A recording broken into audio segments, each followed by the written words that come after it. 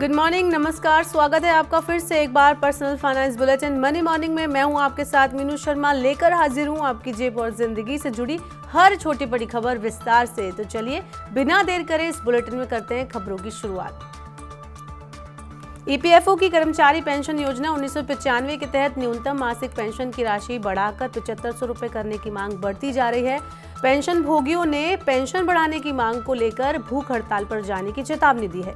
EPFO की EPS 95 योजना के तहत पेंशन भोगियों को इस समय 1000 रुपए मिनिमम मासिक पेंशन मिलती है। ये पेंशन सितंबर 2014 में लागू नियमों के मुताबिक दी जा रही है। ईपीएफओ के देश भर में करीब 78 लाख पेंशन भोगी हैं। पेंशन भोगियों का कहना है कि मासिक पेंशन की राशि इतनी कम है कि इससे परिवार का गुजारा करना मुश्किल है। मौजूदा नियमों के तहत ईपीएस 95 योजना के दायरे में आने वाले कर्मचारी के मूल वेतन का 12% भविष्य निधि में जाता है। नियोक्ता का 8.33% हिस्सा कर्मचारी पेंशन योजना में जाता है।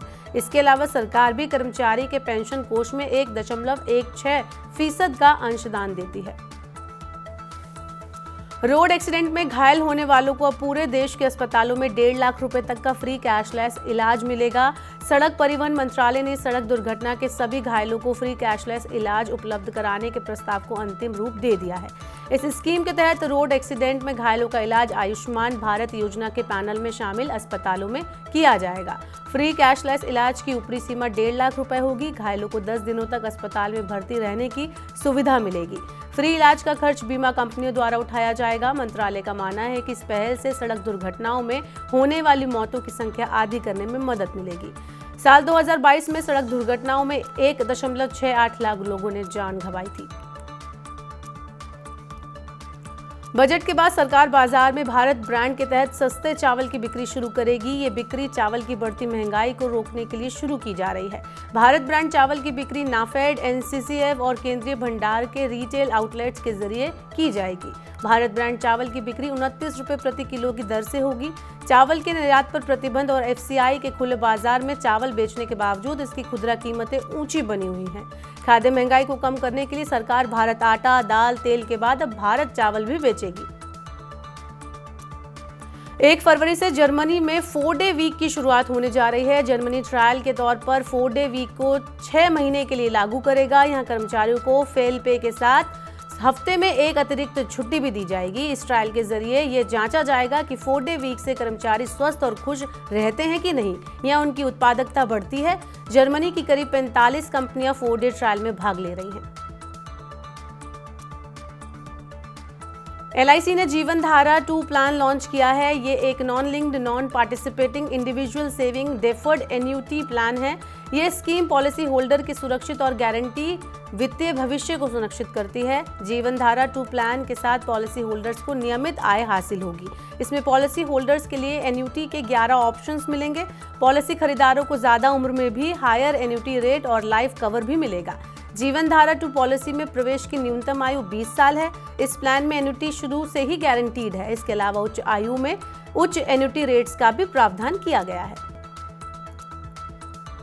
अनक्लेम्ड शेयर, डिविडेंड और मैच्योर डिबेंचर से जुड़ी शिकायतों का शीघ्र निपटान करने के लिए सरकार नई पहल शुरू करने जा रही है। 1 साल से ज्यादा समय तक अनक्लेम पड़े दावों के रिफंड में सरकार तेजी लाना चाहती है। नई पहल के तहत निवेशक अब अपनी शिकायत वीडियो कॉन्फ्रेंस के जरिए कॉर्पोरेट मंत्रालय से कर सकेंगे।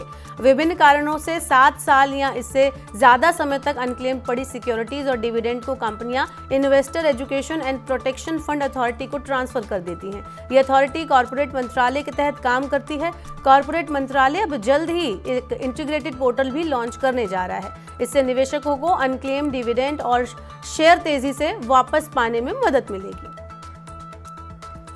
ओला इलेक्ट्रिक और एथर एनर्जी जैसी कंपनियों के डिस्काउंट के बाद भी जनवरी में इलेक्ट्रिक 2 व्हीलर्स की बिक्री रफ्तार नहीं पकड़ पाई है। जनवरी में 30 तारीख तक केवल 70,000 2 व्हीलर्स का रजिस्ट्रेशन हुआ है, जबकि इससे पहले दिसंबर में यह आंकड़ा 73,294 था।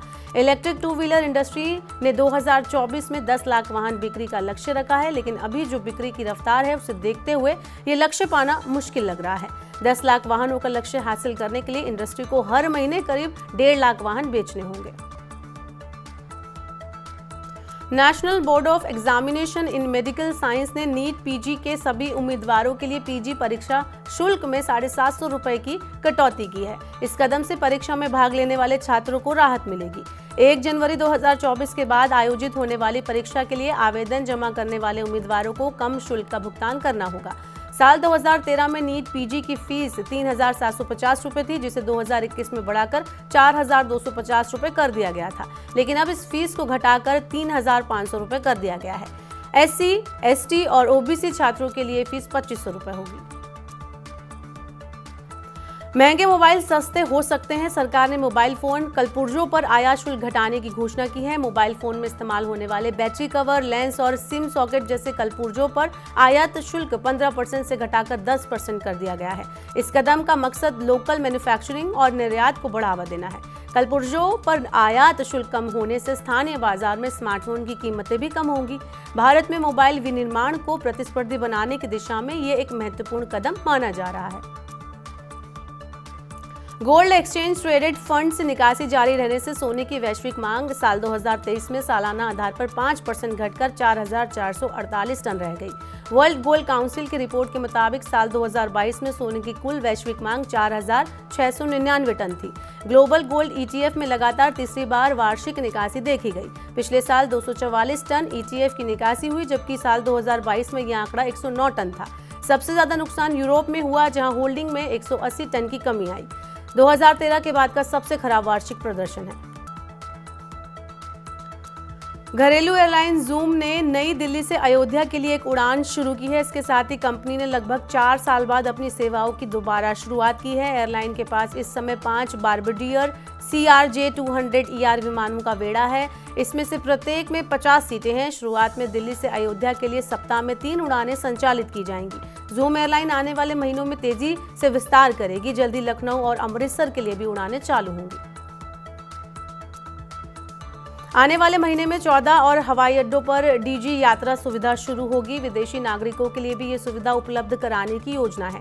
वर्तमान में DG यात्रा घरेलू यात्रियों के लिए 13 हवाई अड्डों पर उपलब्ध है। DG यात्रा मंच पर चेहरे की पहचान के आधार पर हवाई अड्डों के विभिन्न जांच बिंदुओं पर यात्रियों से संपर्क रहित निर्बाध आवाजाही प्रदान की जाती है। अब इस पहल को चेन्नई, भुवनेश्वर और कोयम्बटूर समेत 14 हवाई अड्डों पर पेश करने की योजना है। तो आज के मनी मॉर्निंग के बुलेटिन में फिलहाल इतना ही। अपने काम की जरूरी खबरें देखने और समझने के लिए सब्सक्राइब करें हमारे YouTube चैनल को। वहीं पर्सनल फाइनेंस से जुड़ी खबरों को पढ़ने के लिए हमारी वेबसाइट www.money9.com पर विजिट करें। यहाँ पर आप 7 अलग-अलग भाषाओं में पढ़ सकते हैं पर्सनल फाइनेंस से जुड़ी तमाम बड़ी खबरें। वहीं खास कार्यक्रम आप देखना चाहते हैं तो मनी 9 के सुपर ऐप को डाउनलोड करना ना भूलें। फिलहाल के लिए इस बुलेटिन में इतना ही। बने रहिए मनी 9 के साथ। नमस्कार।